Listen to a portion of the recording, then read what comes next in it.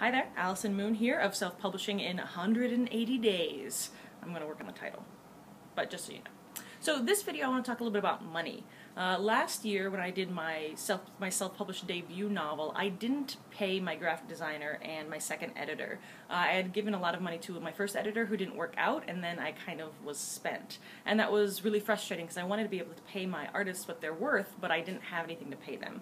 And they were incredibly generous. We talked about trades, we did other shares, and this is kind of common in the indie artist scene. We were able to exchange value even though it didn't have money attached to it, which is usually fine. However, I did want to, for the second time, use the same artists, the graphic designer and the editor, but also pay them pro rates, or at least semi-pro rates, which are really important to me in order to obviously show them what they're worth, but there's also another level to it, which is establishing boundaries.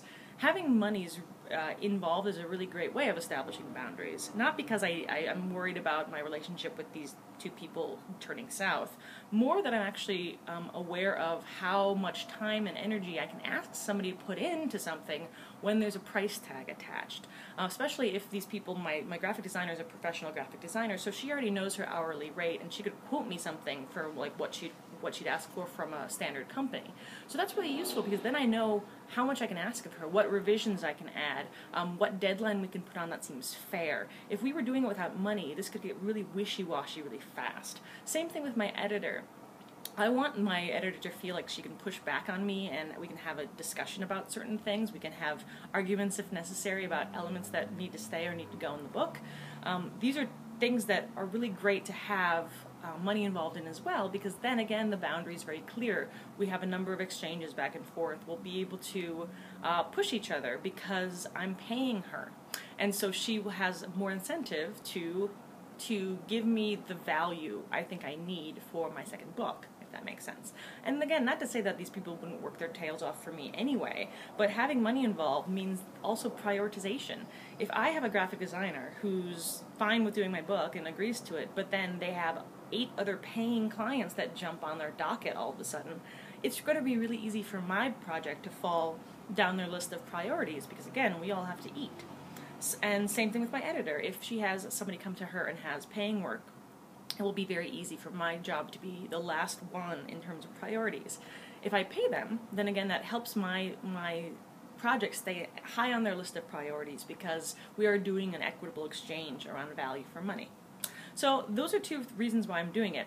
The interesting part about this, the kind of corollary, is that I don't have a whole lot of money to spend. I'm not a large corporation. I cannot just pay them, you know, the thousands of dollars that they're worth. So I'm actually running a Kickstarter. And I've had a mixed relationship with Kickstarter before. I was raised a very independent-minded, very strong-willed person, and so it's hard for me to feel like I'm asking for something. But at the same time, the cool thing about Kickstarter is that you actually, again, get value added and value exchange.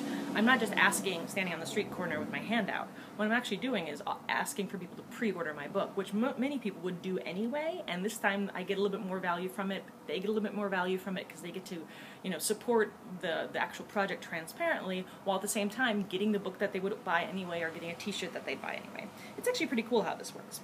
So I'm doing a Kickstarter specifically so I can raise money to pay my graphic designer and pay my editor. So if you're interested in that, check out my website and there's a link on the homepage to my Kickstarter so you can donate right away. And I've got until November 9th to do it. I'm really hoping that I make the money that I need because otherwise people don't get paid, or they won't get paid that much in that way. So anyway, thanks for watching. Tune in next week.